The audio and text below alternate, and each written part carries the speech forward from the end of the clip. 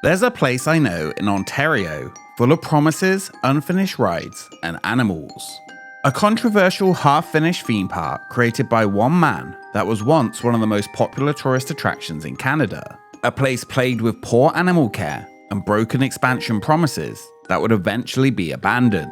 Marineland was often called the worst theme park in North America. And if you said that at the time, the man who created it would tell you that you were wrong, and his park was second only to Disney, and if you're not careful, he might go out and shoot your pets. Because everyone loves Marineland. Niagara Falls, Ontario is always a fun place to go. Seeing friends you miss, a great big kiss. Everyone loves Marineland.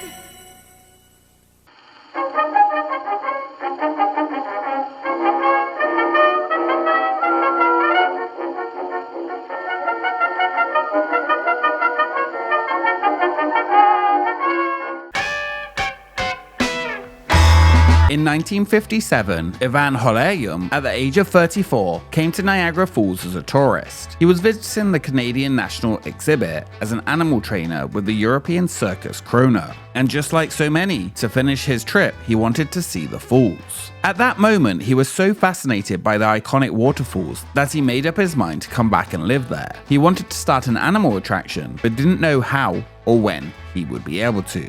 Ivan was born in 1935 in Maribor, now Slovenia, where he worked at his family's farm and wineries, getting an education in wine chemistry and expecting a future working at his father's vineyard. His introduction to animal training and change in path came when he escaped after the Second World War, when communist control took over the wine industry and he went over the border to work with wine in Austria, before finding a job in West Germany at Circus Krona, where he learned to train bears and sea lions, saying at the time it was more rewarding and brought back his love of animals that he had as a child.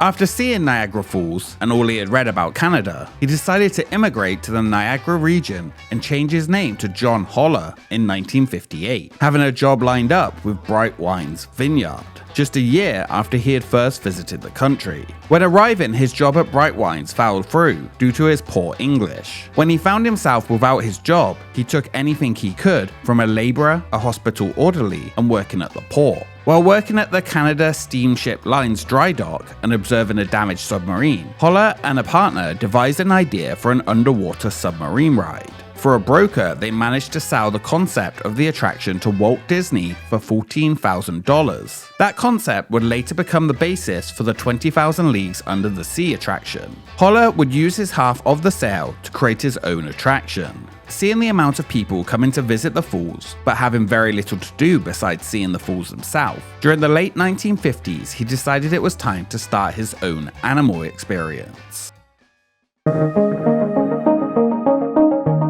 In 1961, Holler welded two large steel tanks together on a 1-acre plot of land and used his money to purchase 3 sea lions, charging a quarter for admission to see them and another 10 cents to feed them.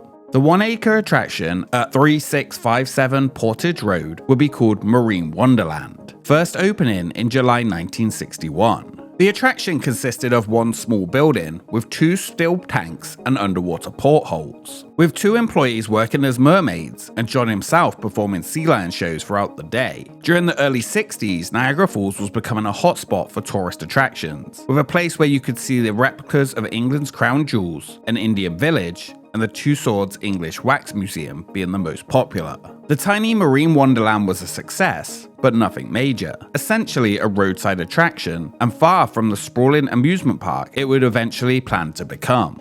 The first major news story for the park came in 1963, when a seal called Jeff escaped from its enclosure, slipping under a fence, and got to the nearest river. He is believed to have taken the plunge down Horseshoe Falls, survived, and was later found 9 miles away. Eventually, he was spotted by a teenager who got a $50 reward, and he was recaptured, biting John Holler in the process as he thought not to return, and John shoved him into the back of his car. After the news frenzy, he became the star of the attraction, propelling the attraction to bigger success. This would be the first major news story involving the park's animals, but far from the only. Year by year, the park would add more animals, including bears, and change the name of the park to Marineland and Game Farm, in 1964, when the park purchased its first 2 dolphins. Expansions continued, and in 1966 they added a 2,000-seat aqua theater, shops, and a grotto of aquariums. Eventually, the attraction began to be a little more than just a small roadside attraction. All of it was designed and supervised by Holler himself. John Holler had also built a home and office on the property, where he was said to work 7 days a week, 14 hours a day, year-round, and was in control of every aspect of the attraction, its operation and finances, along with training the animals, securing them, and transporting them to Canada. By 1970, Marineland and Game Farm employed about 50 people, had 5 dolphins, and a pilot whale called Baby Jane, with the attraction expanded from 1 acre to 50 acres in less than a decade. His next goal was ambitious. He wanted to develop a further 1,000 acres into a full zoo complex of African wildlife, as well as convert a factory building next to the aqua theater into a home for larger animals, such as killer whales. With no partners or shareholders, John Holler could do what he wanted, and no idea was too big for his marine park. In 1970, he said when he started, Marineland was likely the worst attraction in Niagara Falls. He promised that when he finished, it would be one of the best. This place. This is the most popular spot in Niagara Falls. Marineland and Game Park. Marineland and Game Park. Niagara Falls, Ontario. Wonderful place for you to go. Marineland and Game Park. Marineland and You'll have a whale of a time.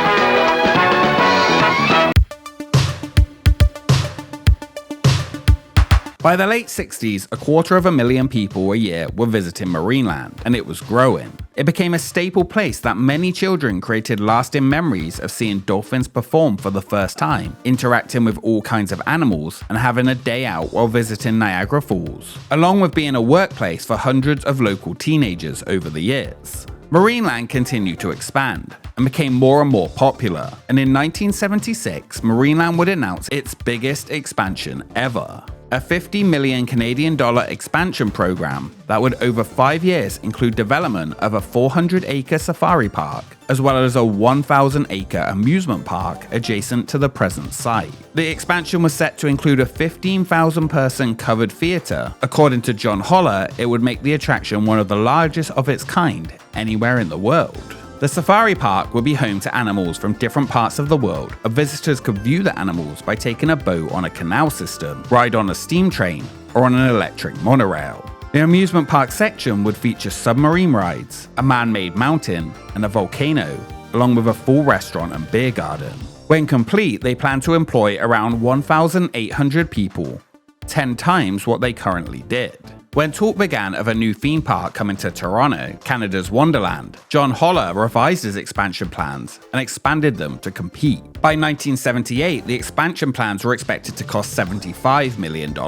He had gained a further 1,000 acres of land, canals for the boats were ready to be dug, and plans were in place to build a 300-foot high mountain that would be topped with a castle. The first part to open was set to be a deer park, with the boats and trains to follow. 2 full-scale steam trains were purchased from Yugoslavia for $300,000 and transported to Niagara Falls. Also purchased was the 8-mile monorail system for the park, expected to open 3 years later in 1981. They also said they were in discussions with Arrow Development for the purchase of a roller coaster, which they planned to be the world's largest steel coaster, the most exciting thrill ride ever built, and the centerpiece of an all-new adult ride section at Marineland.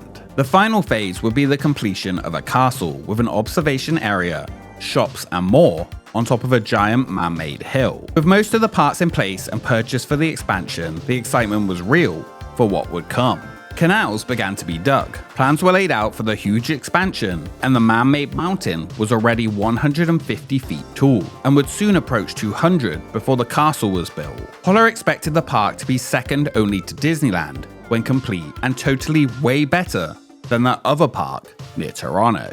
By 1980, the master plan for the attraction was progressing, but was said to be a year or two behind schedule. They had difficulty gaining extra land needed for the expansion, and to do so, John Holler would have to buy the John Allen City Park, which he would do in 1982 after much protest. The park's location was essential to be turned into a lake to pump water into the park's planned canals. Marketing for the park also insisted it was John Holler's desire for authenticity that was making plans take longer, as he was trying to find a European expert on stone cutting to duplicate authentic buildings for the planned German village. They insisted everything was still planned and recently had made adjustments to the roller coaster's design, and a brand new park entrance was in the works. John Holler also suggested eventually he could link his monorail up the park to other Niagara Falls attractions.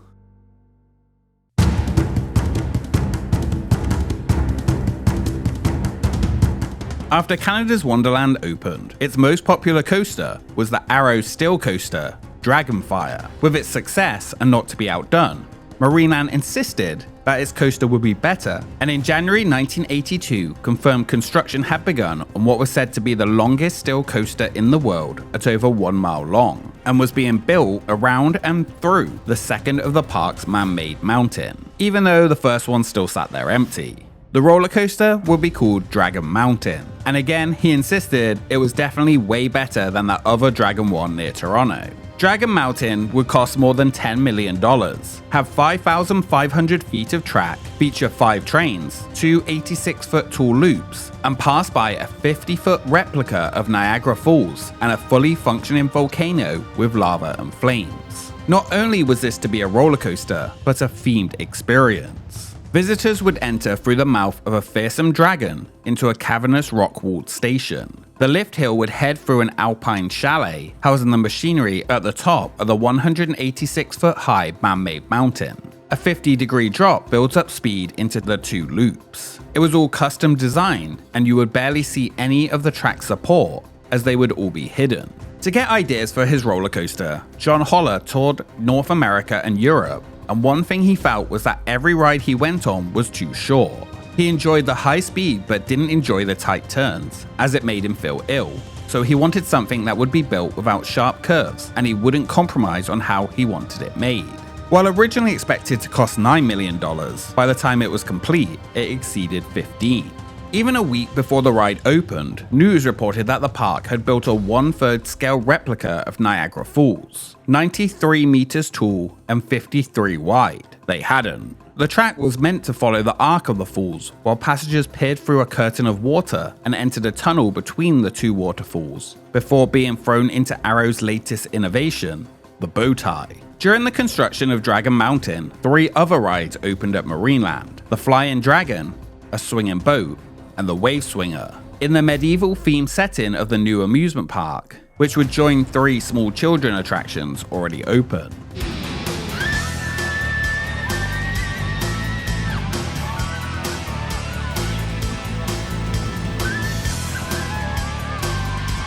Dragon Mountain opened in July 1983.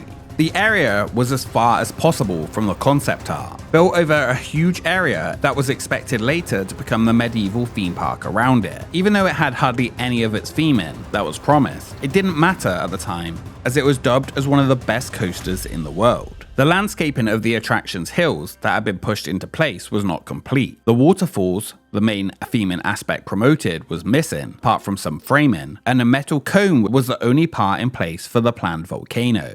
With its opening though, Dragon Mountain marked the first phase of the $120 million theme park expansion to be completed, and they expected the next part to be complete in the coming years.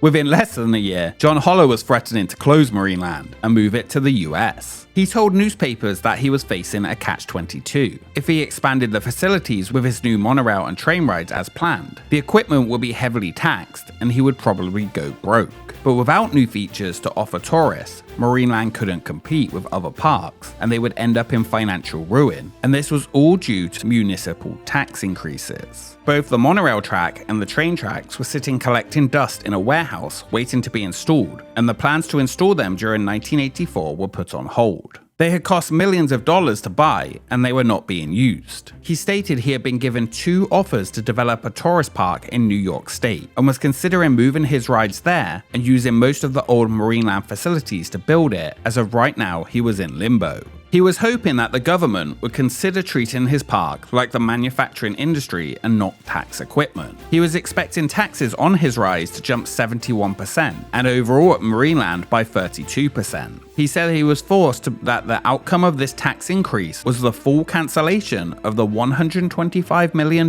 expansion project, with only Dragon Mountain complete. The real reason for his complaints of the tax increases was that Dragon Mountain was being taxed for the full 44 acres of land it covered as a building, rather than a small parcel of thin track as equipment that went through each acre. And with this change, his tax bill would essentially double. The government, though, were not having any of it, and said he had an incredible tax rate up until recently. Marineland faced a municipal tax bill of around $316,000 for the year. The previous year was around $150,000.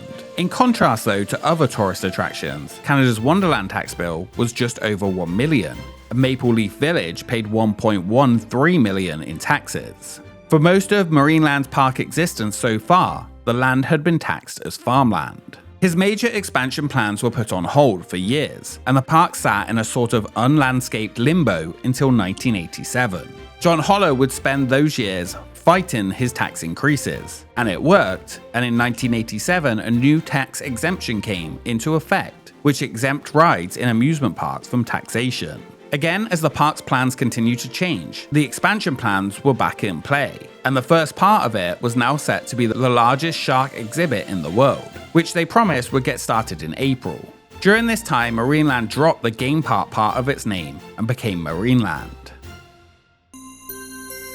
Everyone loves a holiday, watching the whales while they swim and play. They jump in the air, splashing waves in your hair.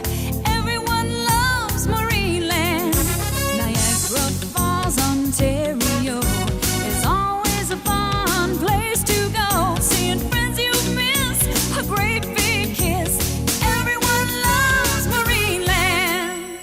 With the small rides and giant roller coaster at the back of the marine life area, people reported the park was spacious and having some of the broadest boulevards to be seen anywhere, i.e. giant open areas, weird paths that led to nowhere, and concrete vistas with nothing at all. As the 1980s went on, little came to the park, and in 1988, John Holler decided to update the Aqua Theatre show with more tricks, rather than add anything further.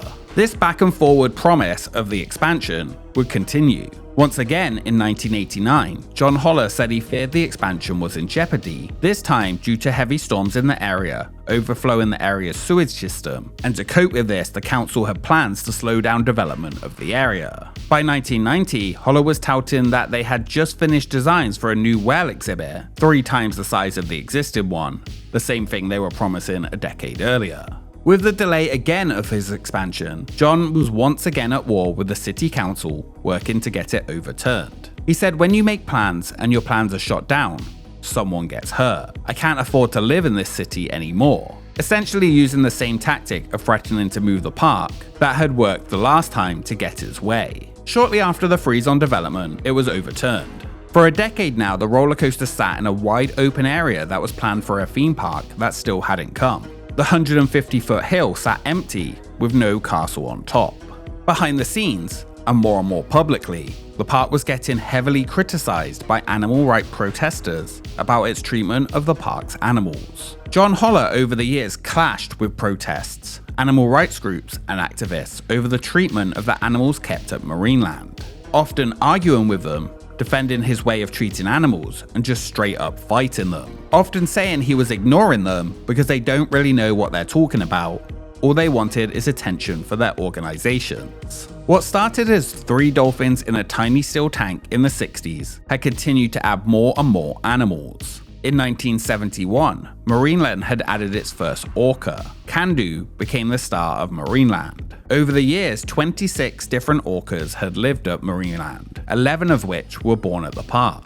The most famous of which was likely to be Kaiko, the orca filmed for the 1993 film Free Willy, who lived at the park for 3 years in 1982. Marineland would face heavy criticism over the years for their treatment of animals. The park was incredibly secretive about its animal practices and deaths, and had no one to answer to.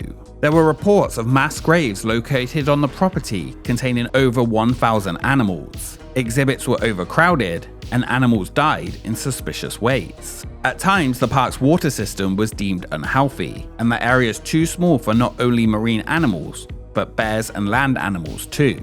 With no shareholders to account to, and being privately run, it was often considered one of the worst sea animal attractions to ever exist in North America. The 90s for John Holler and Marineland were filled with lawsuits and protests, with John Holler even accused of running down protesters outside the park. He was later acquitted of this, but who really knows? No matter what protesters said, and often proved, even former employees at the park, John always believed his way was right. While catchy jingles ran on the radio stating everyone loves Marineland, protesters and activists were fighting outside the gates daily for the animals held at the incomplete theme park. At the time, Canada had no law that stated the minimum tank dimensions for what dolphins should be. The Marineland tanks were about half the size of the minimum set by law in the USA, which John also denied. John Holler had 2 words for those protesting outside his park: screw them. Belugas, walruses, and sea lions too. The Dragon Mountain ride, exciting things to do. So have a whale of a time as you sing this line. Everyone loves Marineland. In 1997, he finally, after decades of talking about it, began construction on a new whale enclosure within the park, which he called the largest facility in the world and 4 times the size of the one that had existed in the park for multiple orcas and whales. It wasn't even really finished to the full extent he announced though. He said its existence should put an end to any charges that he is bad to animals, saying why would he go into debt to create something like this if he didn't care for these animals. The same year, after decades of sitting in storage, talk once again began about the canal system and monorail for the park. Talks were in place for Marineland to help with a monorail transport system to a potential convention center and hotel built with Hyatt. Hyatt would help finance the opening of River Country, a 5-kilometer water route through Marineland that would let those visiting tour the property by boat. It was finally, again, reported that the construction had started on the new 400-acre section of the park, and it would include animatronic dinosaurs, boats, and finally the trains. For 17 years, Dragon Mountain sat unfinished as the lone major attraction of the planned theme park section, in a wide open area barely touched, and it would remain that way for much longer, and nothing really changed. The man-made river for the boats did finally begin to be dug in 2002, and now all expansion projects were expected to be finished by 2007. John Holler promised it would be so large that you would need 2 days to see it all. 2002 did see the first new ride come to the park since 1991, a teacup ride themed to look like killer whales. Rumors were abound that John Holler would sell Marineland, but when asked, he said, "Why should I sell it? To me, this is my life's work, and every dollar I ever made went right back into the park. In just a few years, we will dwarf Disneyland in size." New additions came for the theme park with Skyhawk. Finally, the 150-foot hill created to once house a castle overlooking a medieval village would be used to build Skyscreamer, which sat awkwardly on the top. Skyscreamer would open in 2004. John Holler proudly called it the tallest drop ride in the world. To ride, you would have to walk a path up the 150-foot hill to ride the 300-foot tall drop tower. Also in 2004, the Arctic Cove would finally open, the new home to the park's 20 beluga whales. They come from a land of ice and snow. Now belugas have a home in Arctico. It had now been over 20 years since the plan to build a real theme park had been announced. The trains and monorails were still sat in storage. The water area for whales barely expanded, and Dragon Mountain still sat unfinished. 2006 saw a few children's rides added, and the exposed steel that was supposed to be a volcano in Dragon Mountain's helix was finally completed. Sort of. Again, the park announced the biggest aquarium in the world was coming. Marineland was becoming a place of empty promises, horrible animal care, and just emptiness. But don't worry, now the train and boat was coming in 2009. Even though the recently announced Terror of the Seas exhibit was now on hold, they were definitely 100% for sure realsy this time, moving forward with the 4-kilometer boat river ride. John had said that he just decided to change the timing, only 30 years after it was first announced and the parts purchased. The closest I've ever been to evil in my life. Like literally. Come on, he's just doing his job, You're man. lucky you don't have a knife. I'm lucky you don't have a knife. So you would stab me if you had a knife. That's right. Wow. Bury you right here. Oh, you'd kill me right here. No, I bury you right You would bury me right here. You wouldn't even bother to put me in the mass graves. Come on up, folks. It's just information. That's all it is. In 2009, John wanted to use a different section of the park, this time in the location of Green Oaks Trailer Park, to move the park's maintenance buildings to. John decided he needed more space and evicted the 47 families at the property with no warning. During this period, Holler harassed the residents driving through the area to make them get out. They tried to fight the eviction, but lost, resulting sadly in one suicide of a resident who had nowhere to go. The lot was never used by Marineland and sat empty and overgrown. I've only touched the surface here about the historic poor care for the animals who were forced to call Marineland home. But decade after decade, it is easy to find stories about the poor care of animals at the park, and how John Holler always said he knew best. After many former employees came out against the park, pressure from protesters was at its highest in its existence. A giant fence was raised around the property, which was said to be for the safety of those visiting, though really it was to keep animal rights activists out. By 2011, Marineland only had one surviving orca. In 2015, the government of Ontario banned the breeding and keeping of orcas in captivity, while allowing Kiska, the final orca, to remain at the park. She passed away at the park on March 9, 2023, at the age of 47, after spending 12 years circling her small tank alone. The 2010s were plagued with animal cruelty cases stemming from the park. Nothing would change. Marineland was subject immediately to a thorough investigation by numerous agencies.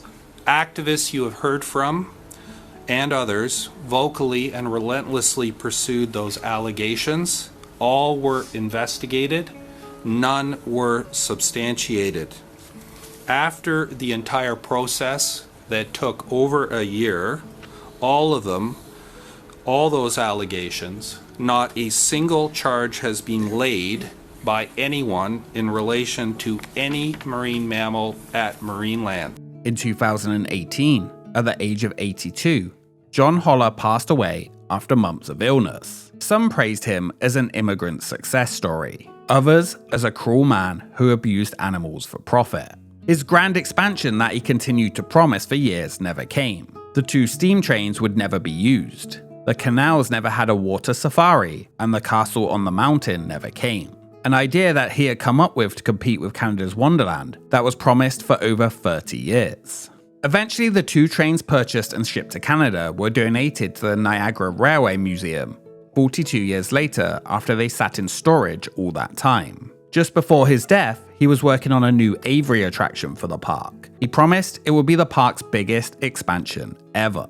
The park's operations were taken over by his wife Marie. The theme park was never built, the animals never taken care of fully, and big empty pieces of land was mostly all that was ever seen. In 2023, rumors began that the park would be sold. In 2024, it reopened on a reduced scale with no rides and no animal shows operating. You could just look at the animals sitting unhappily in their enclosures. In September of 2024, Marie Holler passed away, and the future of the park was unknown. Protesters remained outside the park until the day it closed. Since 2018, 20 whales and 1 dolphin and 1 orca had passed away at the park. The park insisted they had a strong record of providing good welfare for its animals, and the whales got far better healthcare than most humans, according to them. Marineland's final day of operation would be September 1st, 2024. In 2025, it announced the park's remaining rides would be sold off, and its future is currently unknown. Dragon Mountain remains for sale for $2.5 million. They subdivided its property, mortgaging undeveloped lands, and announced it will remove its remaining animals while it searched for a new owner. As the park sits abandoned, the animals are the only thing that remain, including over 30 beluga whales. The park sought export permits for its beluga whales to China. The federal government denied the request because the aquarium in China uses animals in captivity for entertainment, which was against Canadian law. Marineland claims that unless the government help, they would have no choice but to euthanize the remaining animals in the park. Today, they still sit in the abandoned park with an unknown fate as advocates fight to save them.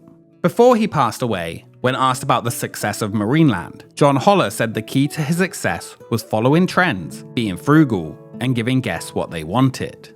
He said sometimes he thought he should have moved a little faster, but insisted he did things the way he thought they should be. He hoped he would live long enough to finish his decade-old plans. He did not. My name is John Hollers.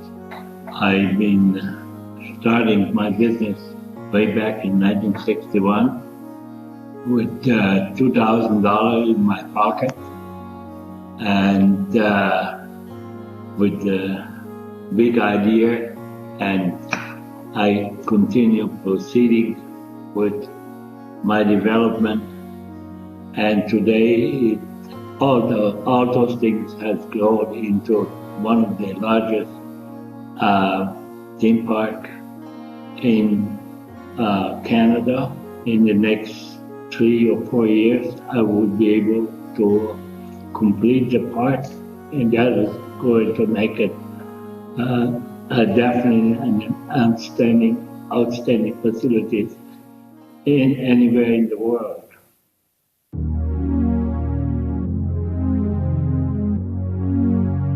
Marineland was once one of Canada's most popular attractions. Millions of people visited over its 64 years of operation, and made memories when visiting Niagara Falls without knowing any better. Yet its poor animal practices over the decades cannot be understated, and its story is incredibly sad.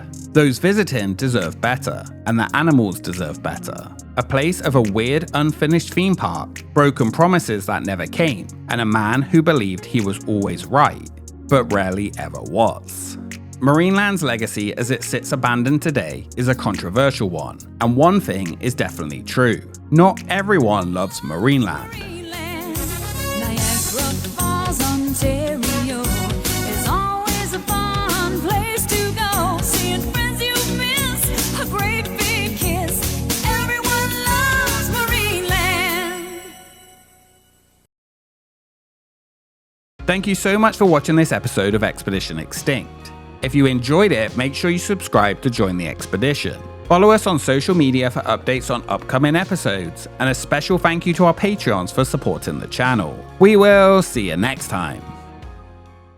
And you fill in the word. Okay, King Waldorf. Happiness is. Splashy whales, Happiness is. waving tails, it's sailing around and upside down. Happiness is. Marineland, All right, ready? Happiness is. a great big kiss. Happiness is. Seeing friends you miss, it's floating on air and the wind in your hair. Happiness is. Marineland.